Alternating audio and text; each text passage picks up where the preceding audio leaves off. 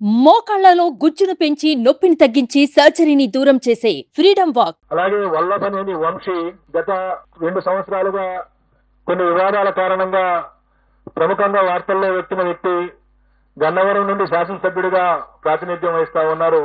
ఈసారి కూడా వల్లభనేని వంశీ గన్నవరం నుండి గెలుపొందనున్నారు. అలాగే తమ్మినేని సీతారాం గారు ఆముదాల వలస నుండి ప్రాతినిధ్యం వహిస్తా ఉన్నారు. వారు ఆంధ్రప్రదేశ్ శాసనసభ స్పీకర్ గా ఉన్నారు. వారు కొద్ది ఓట్ల తేడాతో ఓటమి చవి చూసేటువంటి అవకాశం ఉన్నది. అలాగే రఘురామకృష్ణరాజు గారు, కనుమూరి రఘురామకృష్ణరాజు గారు ప్రస్తుతం నర్సాపురం నుండి ఎంపీగా ఉంటూ ఇటీవల తెలుగుదేశం పార్టీలో చేరి ఉండి నుండి శాసనసభకు పోటీ చేయడం జరిగింది.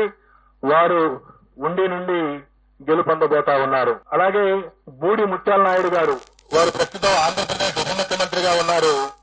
వారు అనకాపల్లి నుండి, గతంలో వారు మాడుగుల నుండి శాసనసభ్యులుగా ఉన్నారు. ఈ ఎన్నికల్లో అనకాపల్లి నుండి పార్లమెంటు సభ్యులుగా పోటీ చేస్తున్నారు. వారు భారతీయ జనతా పార్టీ అభ్యర్థి సీఎం రమేష్ చేతిలో ఓటమి చవిచూడనున్నారు. అలాగే వైఎస్ఆర్ కాంగ్రెస్ పార్టీ యొక్క ముఖ్య నాయకులు శ్రీ విజయసాయి రెడ్డి గారు, వారు నెల్లూరు పార్లమెంటు నుండి పోటీ చేయడం జరిగింది. వారు నెల్లూరు పార్లమెంటు నుండి ఓటమి చవిచూడబోతా ఉన్నారు. రాష్ట్రంలో హోరాహోరీ పోటీ జరిగినటువంటి పార్లమెంటులో అమలాపురం పార్లమెంటు, రాజమండ్రి పార్లమెంటు, నర్సరావుపేట పార్లమెంటులో ఫలితం కేవలం 2 లేదా 3 శాతానికి లోబడి ఉండబోతా ఉంది. ఈ విధంగా రాష్ట్రంలో ఉన్నటువంటి 4 రాజకీయ పార్టీల యొక్క ముఖ్య నాయకుల యొక్క గెలుపు ఓటముల్ని మనం చర్చించుకున్న తర్వాత ఈ ఎన్నికల్లో కీలకమైనటువంటి అంశాలను కూడా నేను ప్రస్తావించవలసి ఉంటుంది. తెలుగుదేశం పార్టీ గత 5 సంవత్సరాల నుండి ప్రతిపక్షంలో ఉన్న కారణంగా గత ఎన్నికల్లో 2019 శాసనసభ ఎన్నికల్లో చరిత్రలో ఎప్పుడు లేని విధంగా 10 శాతానికి మించినటువంటి ఓట్ల తేడాతో ఓడినటువంటి కారణంగా పొత్తు తప్పదు అని తెలుసుకున్నటువంటి పార్టీ నాయకత్వం జనసేన పార్టీని పొత్తులోకి ఆహ్వానించడం, ఆ తర్వాత కూడా గెలుపుకు కేవలం జనసేన మాత్రమే కాదు, మరొక బలమైనటువంటి రాజకీయ పక్షం యొక్క అవసరం ఉన్నదని తెలుసుకుని భారతీయ జనతా పార్టీతో కూడా చివరి వరకు పొత్తు కోసం ప్రయత్నం చేసి భారతీయ జనతా పార్టీని కూడా పొత్తులో కలుపుకున్నటువంటి పరిస్థితిని రాష్ట్ర ప్రజలందరూ చూశారు.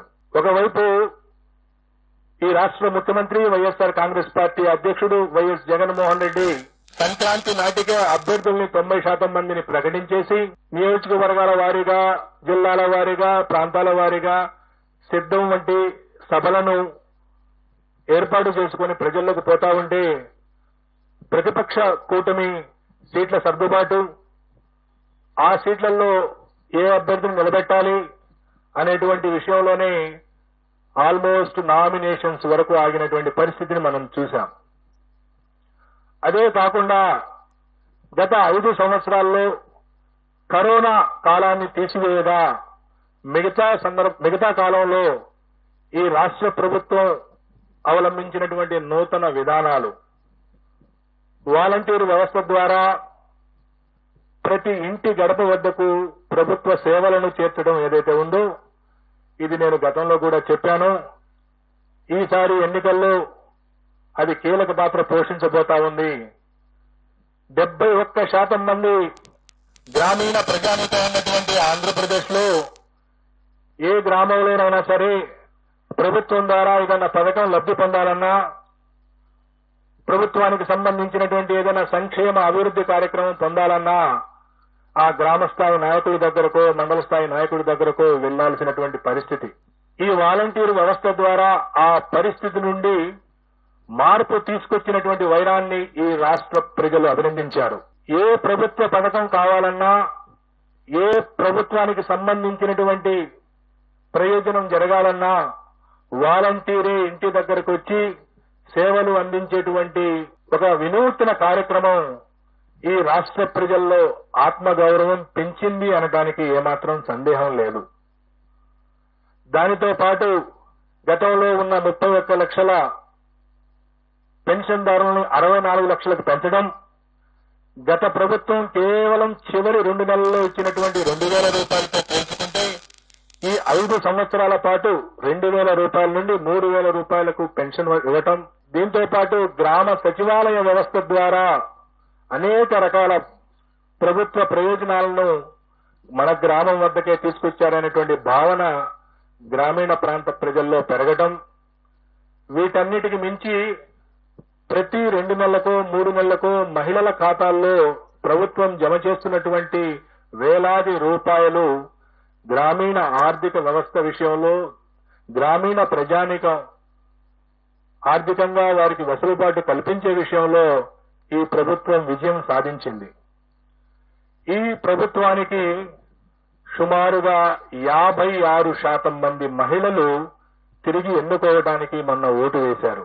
ఈ రాష్ట్రంలో ఉన్నటువంటి అన్ని వర్గాల మహిళల్లో ఎస్సీ, ఎస్టీ, బీసీ, మైనార్టీలు అనేది కాదు, ఓవరాల్ గా మహిళల్ని శాంపిల్ గా తీసుకుంటే 56% మంది మహిళలు ఈ పార్టీకి, వైఎస్ఆర్ కాంగ్రెస్ పార్టీకి ఓటు వేసినటువంటి పరిస్థితి. కేవలం 42% మంది మాత్రమే తెలుగుదేశం పార్టీ కూటమికి మహిళల్లో ఓటు పడింది. అలాగే పురుషుల్లో ఎన్డీఏ కూటమి ఆధిక్యత సాధించింది.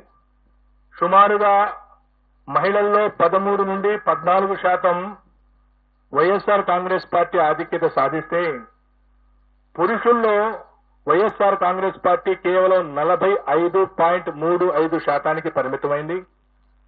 తెలుగుదేశం కూటమి 51.56%, అంటే సుమారుగా 6% మగవాళ్లలో తెలుగుదేశం పార్టీకి ఓట్లు ఎక్కువ పడటం మనం చూశాం.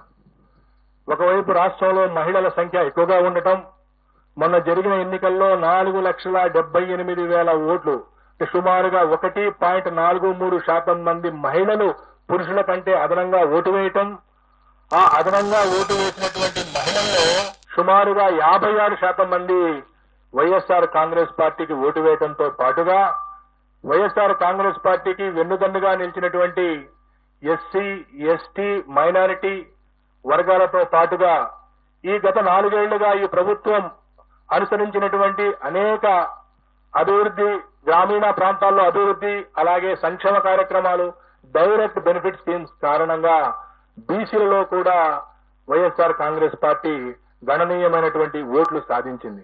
ఈ విధంగా తనకున్నటువంటి ఓటు బ్యాంకును కాపాడుకుంటూ కొత్తగా బీసీలలో ఓటు బ్యాంకుని చేర్చడం ద్వారా, మహిళల్లో తన ఓటు బ్యాంకును పెంచుకోవడం ద్వారా వైఎస్ఆర్ కాంగ్రెస్ పార్టీ ఈ రోజు తిరిగి రాష్ట్రంలో మరొకసారి అధికారంలోకి రాబోతా ఉంది. సుమన్ టీవీలో మీ పర్సనల్ అండ్ బిజినెస్ ప్రమోషన్స్ కోసం కింది నెంబర్కి కాంటాక్ట్ చేయండి.